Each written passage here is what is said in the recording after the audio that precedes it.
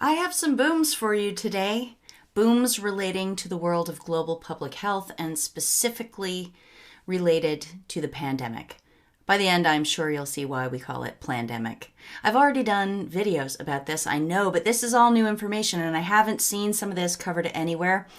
The information is going to include new background on Event 201, on Anthony Fauci. We're going to talk more about Bill Gates and some of the characters we've already discussed. But what is being revealed, not just by myself, but tons of excellent research out there. But what is being revealed, in my opinion, is that the world of global public health in general, is run like a mafia. It's like there's a Don somewhere and he's got all these families that go by NGO names, that go by world body names. These are like mafia families.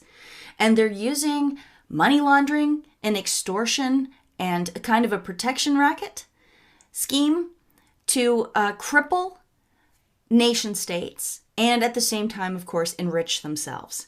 So that's where we're going today. And like I say, boom, boom, boom. I believe there's some really shocking information in here. The only way I know how to tell this story to you is to kind of go through how I discovered it. And so the first thing that led me to what I'm going to cover today was this. I don't know if you caught this thing. It was a 2.5 hour long telethon sort of thing. This pledging event, they called it, hosted by Ursula von der Leyen, the president of the EU. Over the course of this 2.5 hours, they had a whole string of world leaders that sounded like they were reading hostage notes, that they were given a script and they had to read this thing to the camera and give up, in the end, $8 billion of taxpayer money, all told from all of their citizens. So you and I are paying for this thing. Just listen to a select few world leaders and what it sounded like to listen to them.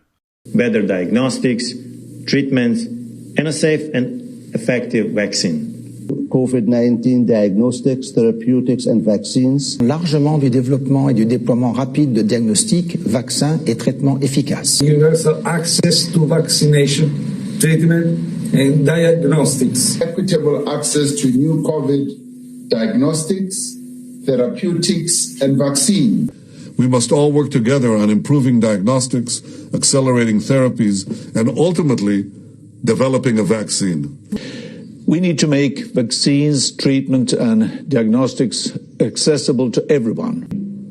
Vaccines, treatments, and diagnosis will be the most effective way to do it.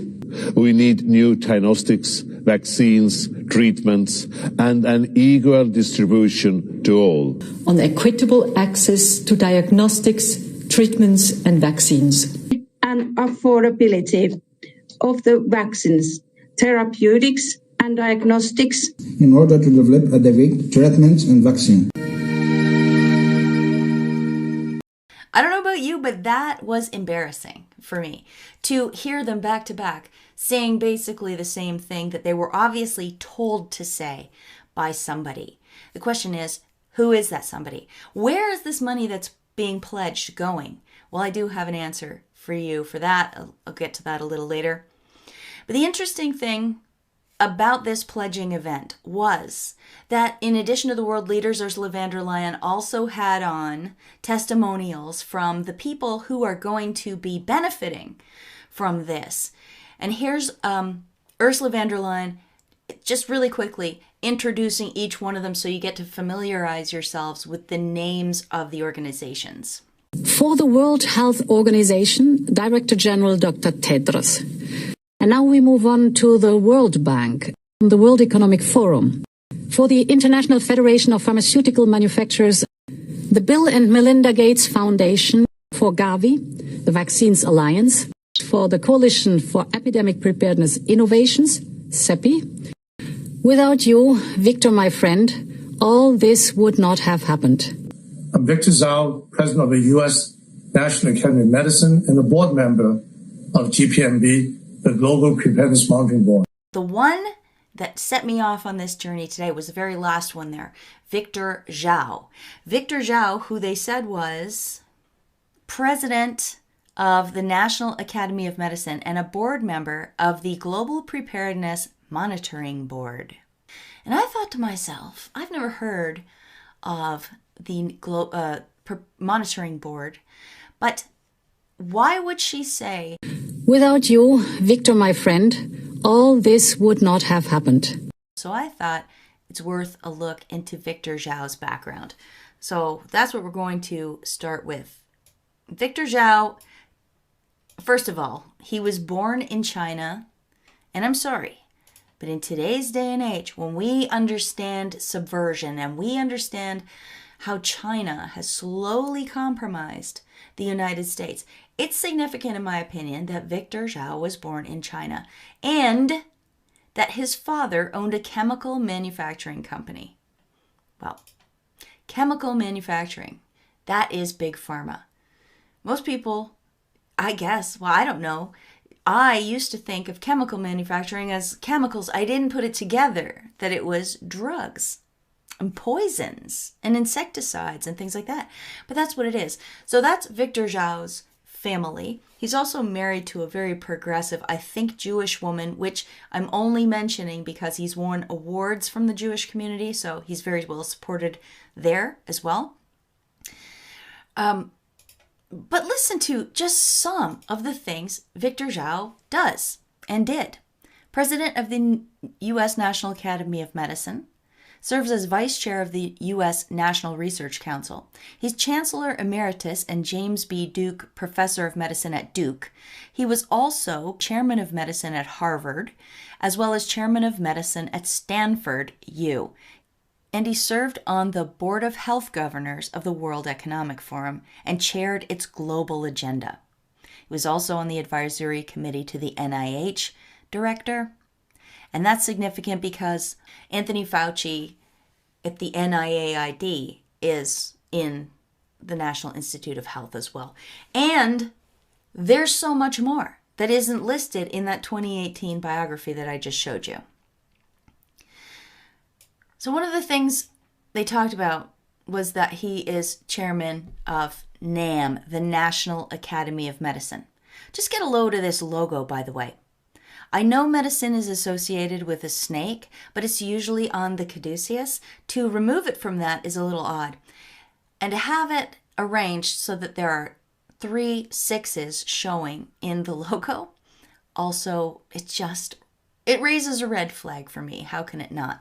I don't know if you can see the 3 6s, and it's hard for me to point them out. The one is right in the middle.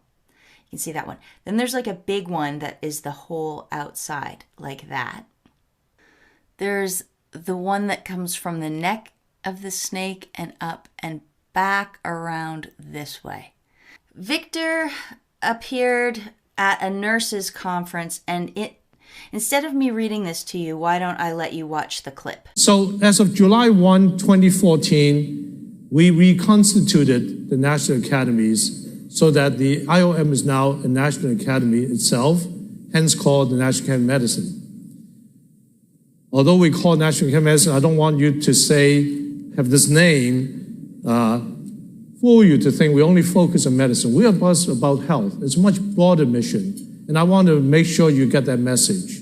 There are many different reasons why we use this name for internal purposes, and etc. The second is to create reports that these recommendations are our recommendations, and frequently, because our work is also commissioned by Congress, by U.S. government, and by global governments, they are the recommendation for policy, for legislation, for law, etc. Did you notice that he tells them not to be confused by the name? And he said, we use that name for a lot of reasons. It almost is like we need to keep up credibility. We need to keep up appearances. The National Academy of Medicine, which was founded by an act of Congress, is no longer part of the government. Here is how the National Academy of Medicine gets its funding now. From these foundations. Of note, the Bill and Melinda Gates Foundation, the Wellcome Trust, the Rockefeller Foundation, the U.S. State Department through the USAID, And the World Economic Forum, you will notice, is part of the oversight group. Some of these double up. The Wellcome Trust is part of the oversight group. The Rockefeller is part of the oversight group. To me, when I discovered that, that was a boom. The National Academy of Medicine is actually a 501c3 organization, a foundation, and it's funded by other foundations. And it just so happens it's funded by some of the usual suspects. I mean, just for your reference and records, here is a graphic. All right, the other thing that they said that he was part of is this GPMB, Global Preparedness Monitoring Board, and I was very curious about that as well. It turns out you don't even need to look hard. The GPMB is the World Health Organization and World Bank. You can see it's co-convened in May 2018 by the World Bank Group and the World Health Organization. So it just made itself a seemingly independent organization. So when the public hears it, they're not going to think, oh, that's the World Health Organization again? That's the World Bank again? God, they do a lot of stuff. No. It's a front organization, isn't it? I mean, they don't hide it, but you have to go looking for it to find it. The funders of the GPMB are the Bill and Melinda Gates Foundation, the Wellcome Trust, Germany, and this NGO called Resolve to Save Lives, which is run by a guy called Tom Frieden, who is the former head of the CDC and the former New York Health Commissioner. He also worked on Bloomberg Philanthropies. We're not going to talk very much about him today. That's left for another dig. On the GPMB website, we see that they had commissioned several organizations to write them reports about global health. And those organizations are down here: Red Cross, Johns Hopkins, Chatham House, Wellcome.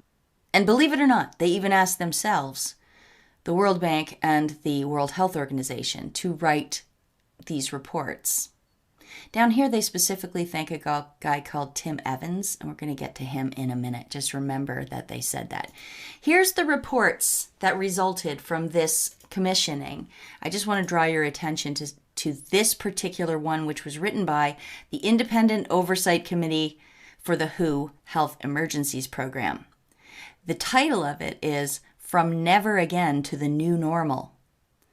That's kind of creepy, because aren't they constantly saying that to us right now? The new normal, the new normal. And that report was written before this one, which came out in September 2019. I know that because this report, written by the GPMB, took the results of all of these and then made sort of a synopsis document here. I'm going to give you now a very quick look at their 7 most important points that came out of all of those reports. You're going to love it. The GPMB says 7 urgent actions to prepare the world for health emergencies. They must prioritize and dedicate domestic resources and recurrent spending for preparedness towards the Sustainable Development Goals. That's point 1 of what the GPMB wants, and what all those other 7 organizations recommended as well. Remember that. So here's points 2 and 3. Countries and regional organizations must lead by example and follow through on their political and funding commitments. They must build strong systems. This is point number 3. The heads of government must use a whole of government and whole of society approach. They must prioritize community involvement in all preparedness efforts, building trust and engaging multiple stakeholders. I don't like this whole of government plus whole of society approach to preparedness, because what does that sound like? That sounds like totalitarianism. And isn't that what it feels like we're living under today, with everybody get out at 8 o'clock and clap? Oh, clap and show your commitment to our preparedness efforts or our response efforts. Wear the mask or else you're a pariah. Snitch on your neighbors if they're not doing what they're supposed to do. Yeah, it reminds me of what we're going through today a lot. Here's points 4 and 5, which also have to do with funding. They must ensure adequate investment in developing innovative vaccines and therapeutics. and more financing. Money for the International Monetary Fund and the World Bank, and also, down here where the arrow is, funding replenishments of the IDA, Global Fund to Fight AIDS, TB, and Malaria, and Gavi. Gavi and the Global Fund, those are Bill and Melinda Gates efforts. And the IDA, well, I noticed that it had a very similar logo to the World Bank. And of course, that's because it is part of the World Bank. And here's just more. Increase funding. That's point number 6. You see how they worked it. The World Health Organization and the World Bank created this seemingly independent body called the GPMB. And then the GPMB puts out a call for reports. And they ask Johns Hopkins, Chatham House, Wellcome, International Federation of the Red Cross and Red Crescent, and the World Bank and the World Health Organization to write these reports. And then this organization aggregates the results of these reports and makes another report in which it recommends increasing funding to all the people who fund the GPMB and the World Bank and the World Health Organization. I wanted to have a closer look at one of those reports. So I opened up to the Johns Hopkins Center for Health Security, and it dawned on me, Johns Hopkins is the organization who put on Event 201. The Johns Hopkins Center for Health Security, in partnership with the World Economic Forum and the Bill and Melinda Gates Foundation, hosted Event 201, a high-level pandemic planning exercise on October 18th, 2019. What? And wait a second. This report from the GPMB came out in September 2019. And October, they held the pandemic planning exercise. Now remember I told you it's good to remember Tim Evans was thanked particularly by the Global Preparedness Monitoring Board. He used to work at the World Bank. Okay, there's Tim right there. Tim also appeared at Event 201. We're not going to get into his background right now. What I want to do instead is play you a clip of Tim speaking as a panelist at the Event 201. Everybody gets excited around a table like this in the moment, and then you move on, and it's back to business as usual. And it's this panicked and neglect problem that we have, which is very difficult to prospectively develop real preparedness. So I think there should be somewhere, maybe it's out of the GPMB, and a number of people here are the Global Preparedness Monitoring Board. The GPMB is the World Health Organization and World Bank. When the public hears it, they're not going to think, oh, that's the World Health Organization again? That's the World Bank again? It's a front organization. There should be a time-bound plan with very clear targets with respect to what would constitute a new level of global preparedness. And we should look at what's required to get that financed, but that it has some real accountability to agents that lie behind or are advocating for stronger global governance. What was his main point? We need to get that financed. To get that financed, he said. He laments the fact that they do these planning things, but because there's never pandemics, people don't tend to follow through on their funding. So they need something that's going to get this financed for once, he says, right? In October 2019, Tim Evans of the World Bank, that was his main concern.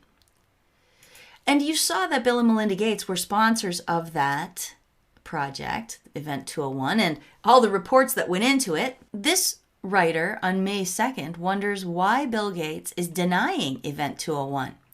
Now, it's not like Bill Gates was asked about Event 201 and then said, no, I know nothing about this, it never happened. But what he did say was, on April 12th, 2020, Bill Gates said in an interview to the BBC, quote, "Now here we are. We didn't simulate this. We didn't practice. So both the health policies and economic policies, we find ourselves in uncharted territory." Which is not true. Because Event 201 was very extensive and it focused very much on economics, financing. But what it really, really focused on if you watched it, if you've seen my videos and others, you'll know, was controlling the message. It wanted to flood the zone with their own propaganda. A couple of strategies that are available to us, one of which is the flood strategy. And flooding good information. Flood the zone. Flood. A manifestation of flood. Flood good information. Flood the zone. And what have we seen? We've seen nonstop coronavirus messaging everywhere. They're also censoring anything that goes counter or exposes them. For example, my video on Event 201 that I did months ago, which got almost 400,000 views, ixnay. They're also trying really hard to censor Judy Mikovits's anything she does. They try to censor it because she's exposing Dr. Anthony Fauci for the fraud that he is. Now, why would Bill Gates want to deny Event 201? Well, maybe because if you look at it, you'll see that the guy from the Bill and Melinda Gates Foundation, there he is right there. You want to look at the Event 201 players? Christopher Elias, along with Timothy Evans and many others. Chris Elias, he is the face of the Bill and Melinda Gates Foundation. I thought to myself, while I'm looking at board members, let's look at the board members of the GPMB, the Global Preparedness Monitoring Board, who we now know was involved in the background setup of Event 201. Let's look at the board. Well, there's Victor Zhao, there's Chris Elias again, and there's Jeremy Farrar. Hang on. There's Jeremy Farrar. Wow, I'm starting to see a massive pattern emerge, aren't you? And this guy, George Gao, he was also at the Event 201 as one of the players. And he is from China's CDC, China's Center for Disease Control. But you notice, I blacked one of the people out. I redacted them. And that's because I want you to have been fully prepared for the boom. Are you ready? Who lies behind the redaction? Anthony Fauci. Anthony Fauci, the guy leading the coronavirus task force. You guys all already know who he is, but there he is on the board of the Global Preparedness Monitoring Board, who was responsible for commissioning all of those reports, all of the reports that gets funding from these guys over here, which made its own report that eventually translated to Event 201. There he is there with all the usual suspects. Boom. All right. Gosh, this is getting long. And I still haven't covered all the other booms. Just in case you weren't aware, Anthony Fauci gave an interesting speech at Georgetown University shortly after Trump was inaugurated, and here's what he had to say. I thought I would bring that perspective to the topic today, is the issue of pandemic preparedness. And if there's one message that I want to leave with you today, based on my experience, and you'll see that in a moment, is that there is no question that there will be a challenge to the coming administration in the arena of infectious diseases, both chronic infectious diseases in the sense of already ongoing disease, and we have certainly a large burden of that, but also there will be a surprise outbreak. And He had no doubt that there would be a surprise pandemic. How can you have no doubt that there will be a surprise? It's a contradiction in terms. But yeah, isn't that very interesting? And just let me add this little part. So from my own personal experiences, why I can say with some confidence that history tells us that we will definitely get surprised in the next few years.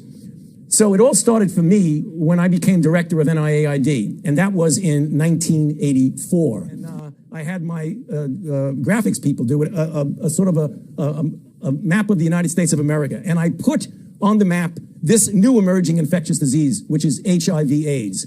And I take that map, and one way or another, every single time I testify before the Congress, particularly for my budget, almost always for my budget, and I talk about global health and emerging infectious diseases, I add one, sometimes two, sometimes three, either new diseases or re-emerging diseases. He's kind of just laying it bare right there. Every time he had to go up in front of Congress for his budget, he would just add in infectious diseases onto his map. Yeah, that works, I guess, Anthony? It shows that he doesn't even see what we see when we hear him say that. And just another little bit about Anthony Fauci before we move on. He was at the Bill and Melinda Gates Global Grand Challenges Scientific Board. He was on their board from 2003 to 2010, directly for Bill and Melinda Gates, for 7 years. That was a little while back, but they obviously have a tight relationship. And we find along the way that in addition to Victor Zhao, we also have Anthony Fauci as a board member of this organization. And in the end, we're going to see more connections. So let's keep going. Now remember, this all started because I was looking at this coronavirus global pledging event, and I wanted to know more about Dr. Victor Zhao. We already know quite a bit about him, but there's more you don't know. He also is on the board of this organization called Research America. And in this organization's website, I found a celebration of this CEPI organization, Connecting Curiosity to Cures. CEPI hopes to eradicate epidemics. This was written in February 2017. And we look down here, and sure enough, it's founded by the Gates Foundation, Wellcome Trust, World Economic Forum, and the governments of Norway and India, it says. CEPI is currently led by an interim board made up of internationally renowned experts in the fields of public health, vaccine development, and infectious diseases, including Research America board member and president of the National Academy of Medicine, Dr. Victor Zhao. Mind blown. I wanted to learn more about CEPI. First of all, I want to know how one man can possibly do all of this. Do you think perhaps he's a representative of other interests? I wonder who those other interests might be, because I find it hard to believe that he could do a quality job at any of this all at once. But I digress. I wanted to see if indeed that was who really founded CEPI, so I looked a little further, and I found this clip from the World Economic Forum. I am delighted to welcome you to this conversation about the work of the Coalition for Epidemic Preparedness Innovation, which is, I have to say, one of the more extraordinary initiatives to come out of Davos recently. It was born out of a conversation a year ago. It's a concrete initiative between governments, foundations, and the private sector. Governments of Norway, Germany, Japan, and India.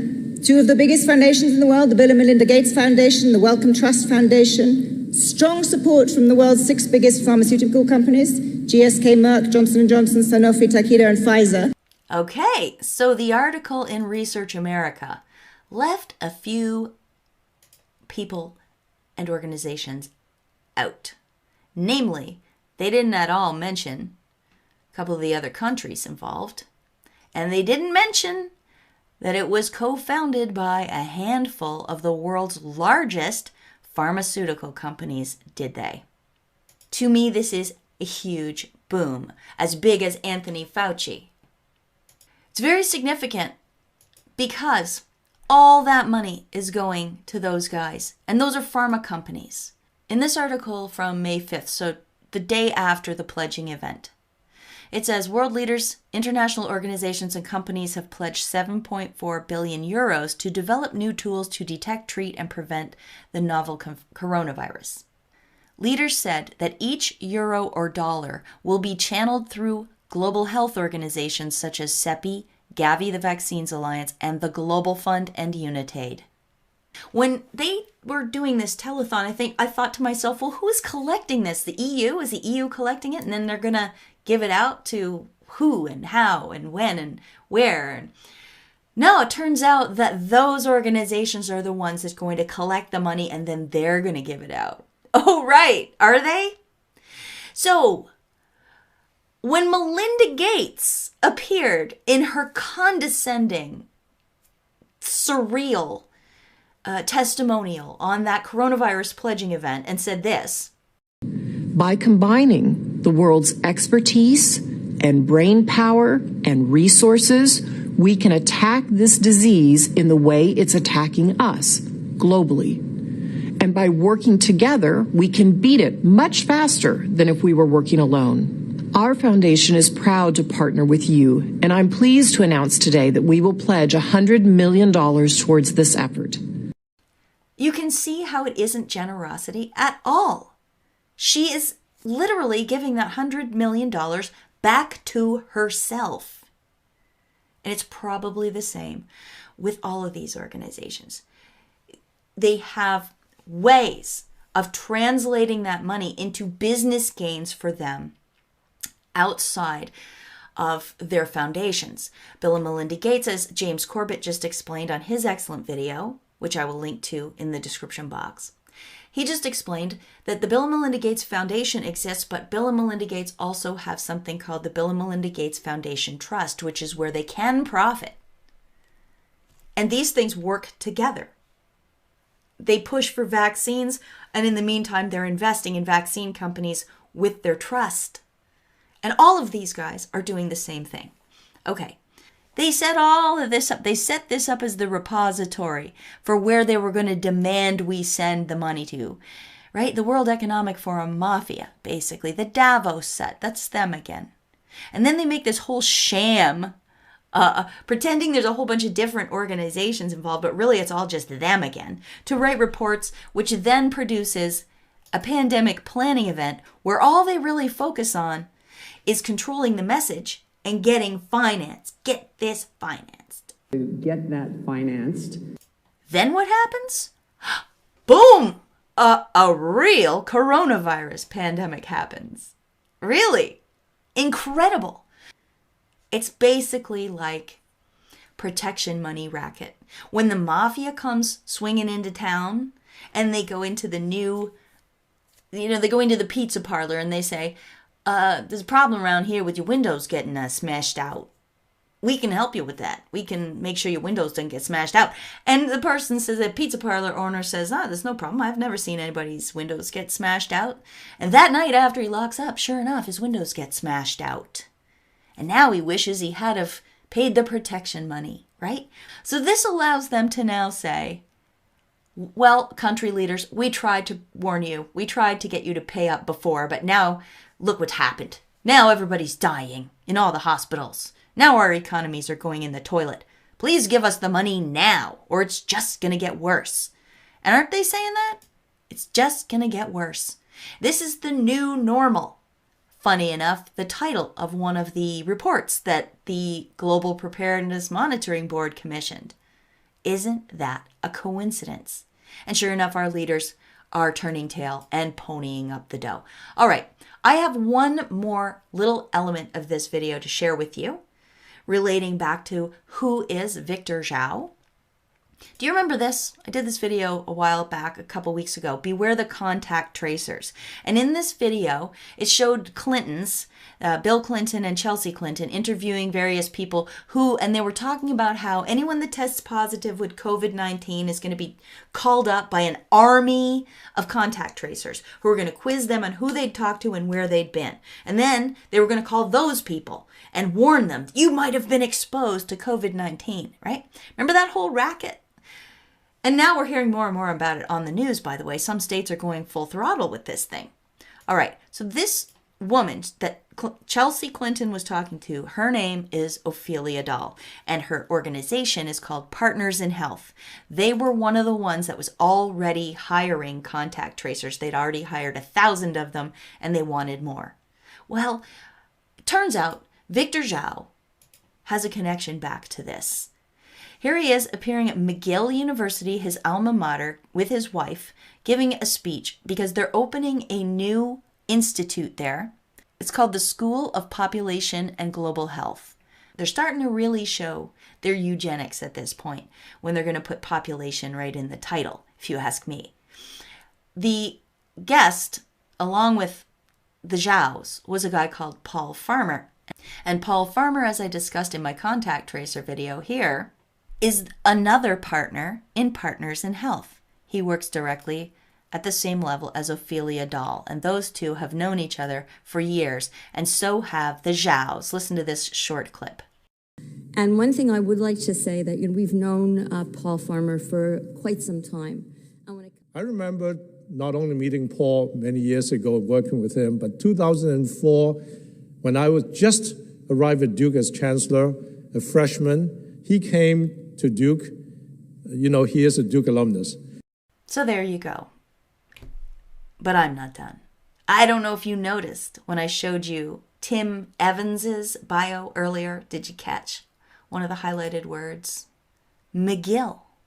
Timothy Evans joined McGill University in September 2019 as the inaugural director and associate dean of the School of Population and Global Health.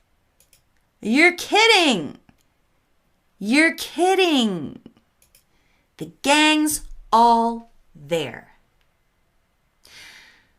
I'm going to give you a screen grab that you can have for posterity, but it doesn't explain too much.